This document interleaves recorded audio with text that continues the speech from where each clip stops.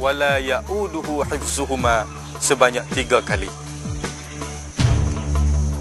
Sebanyak 3 kali. Wala ya'uduhu wala ya'uduhu wala ya'uduhu. Kita ulang 3 kali. Dan tuan-tuan kena ingat dengan satu bacaan ayat yang begitu pendek. Tuan-tuan kena ingat dengan ungkapan ayat ini akan menjadi ubat yang begitu mujarab kepada pesakit histeria. Ayat tu berbunyi tuan-tuan, Bismillahirrahmanirrahim. Tak panjang tuan-tuan, 1 minit pun kita boleh ingat. Macam Bismillahirrahmanirrahim lagi panjang daripada ayat ni. Bismillahirrahmanirrahim. Kita ambil tangan kanan kita, kita tiup di tapak tangan kita, dengan niat kita nak menghalau iblis yang ada dalam tubuh orang yang kena kerasukan tersebut. Maka kita tepuk di antara 2 tulang ni di tengah-tengah tuan-tuan. InsyaAllah jin yang berada dalam tubuh dia akan keluar dan orang tu pun akan sedar. Itu cara untuk merawat, bagaimana cara untuk kita merawat histeria dan bagaimana cara untuk kita mengeluarkan jin dalam tubuh orang yang terkena histeria. Jin golongan yang ketiga ni tuan-tuan, kata ulama, jin ni begitu lemah tetapi cukup keras kepala, cukup degil untuk dia keluar dalam tubuh manusia. Sebab roh-roh jahat ini kebanyakannya bertapak dalam tubuh orang-orang tertentu sahaja. Kita akan bincangkan selepas ini orang yang macam mana yang menjadi sasaran histeria.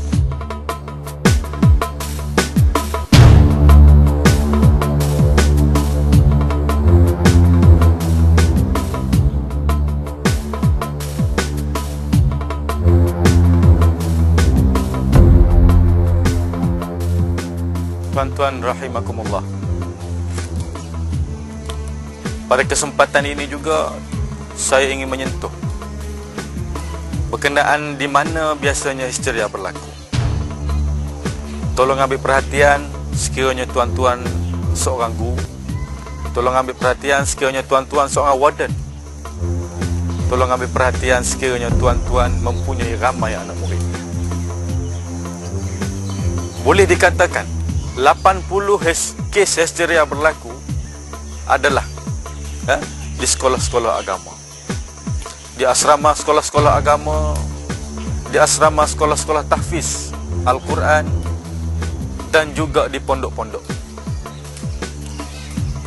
Di sini menunjukkan bukti jelas kepada kita tuan-tuan bahawa iblis laknatullah adalah merupakan makhluk yang durhaka pada Allah Subhanahu wa taala, dan adalah merupakan makhluk yang tidak suka kalau manusia ini mempelajari agama Allah Subhanahu wa taala.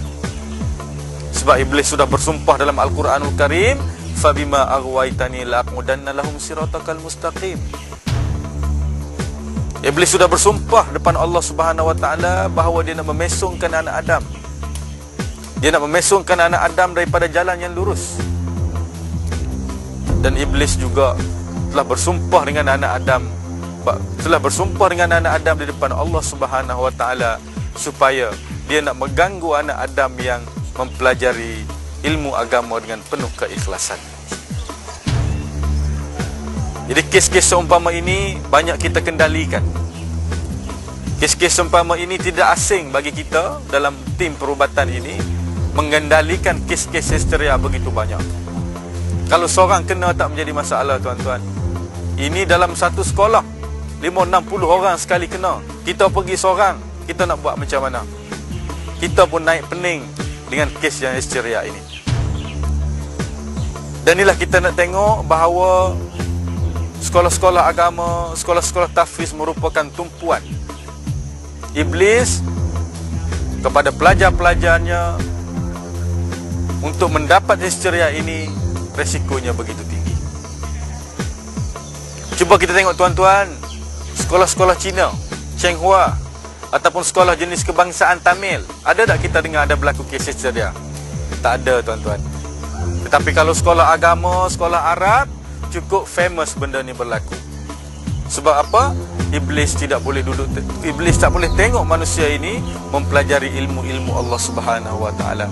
Oleh itu tuan-tuan, dia nak merasuk dalam jiwa anak Adam ini supaya hati anak Adam itu tertutup untuk menerima ilmu Allah Subhanahu wa taala. Inilah betapa khianatnya, inilah betapa durjananya makhluk yang disumpah oleh Allah Subhanahu wa taala aba wastakbara wa kana minal kafirin. Ya? Allah Subhanahu wa taala menyumpah iblis yang durhaka kepadanya dengan menjadikan iblis itu satu makhluk yang kufur kepada Allah Subhanahu wa taala. Di sini kita tengok bagaimana iblis memainkan peranannya. Bagaimana iblis menyucuk jarumnya ke dalam tubuh manusia untuk menjadikan manusia itu leka, untuk menjadikan manusia itu lalai daripada mengingati Allah Subhanahu wa taala. Tuan-tuan yang dirahmati Allah sekalian, kita hendak mengetahui siapakah yang menjadi sasaran histeria. Kerana histeria ni tuan-tuan, dia tak singgah kepada seseorang itu kecuali ada syarat-syaratnya yang tertentu. Pada hari ini saya nak mengemukakan beberapa langkah ataupun beberapa jenis orang yang mempunyai ataupun yang mudah dihinggapi oleh histeria ini. Orang yang pertama tuan-tuan adalah orang yang lemah semangatnya. Biasalah kita jumpa kawan-kawan kita pernah tengok orang yang hidup dia tidak bersemangat, tidak mempunyai semangat yang begitu tinggi, dan orang ni biasanya dalam pelajaran pun dia mundur, dalam pergaulan pun dia gagal. Sebab apa? Sebab jiwa dia begitu lemah. Sebab kita kena ingat tuan-tuan bahawa kita adalah manusia. Kita adalah insan yang mana merupakan satu makhluk Allah Subhanahu wa taala yang dijadikan di muka bumi ini. Inni ja'ilun fil ardi khalifah. Laqad khalaqnal insana fi ahsani taqwim. Kita sebaik-baik kejadian. Walaqad karramna bani adama wa hamalnahum fil barri wal bahr wa razaqnahum minat thayyibat wa faddalnahum ala katsirin mimman khalaqna tafdila. Kita kena bersyukur tuan-tuan. Kita kena bangga tuan-tuan bahawa kita dijadikan sebaik-baik kejadian. Kita dimuliakan oleh Allah Subhanahu wa taala, dan kita juga dijadikan khalifah oleh Allah Subhanahu wa taala di muka bumi ini untuk menguruskan bumi ini. Jadi jangan sekali-kali kita lemah semangat. Kita hidupkan semangat kita, kita kuatkan emosi kita supaya kita tidak tergolong dalam orang-orang yang disukai oleh iblis jenis yang ketiga, iaitulah yang boleh menyebabkan histeria kepada seseorang manusia. Itu yang pertama tuan-tuan. Yang kedua, kepada siapa sasaran histeria ini? Kebanyakannya sasaran histeria ini adalah kepada orang perempuan. Cukup jarang sekali kita dengar orang lelaki kena histeria. Ada tuan-tuan, bukan tak ada. Orang perempuan yang macam mana yang menjadi sasaran histeria ini ialah orang perempuan yang mana pada masa tersebut dia datang haid. Period dia pada masa tu. Maka orang ini antibody dia lemah. Sebab apa? Sebab dia dalam tubuh badan dia dalam keadaan kotor. Disebabkan tubuh badan dia dalam keadaan kotor, maka jin mudah hingga atas belakang dia, maka jin mudah masuk ke dalam tubuh dia. Itu yang kedua. Sasaran histeria yang ketiga adalah seseorang itu yang pernah terkena kerasukan.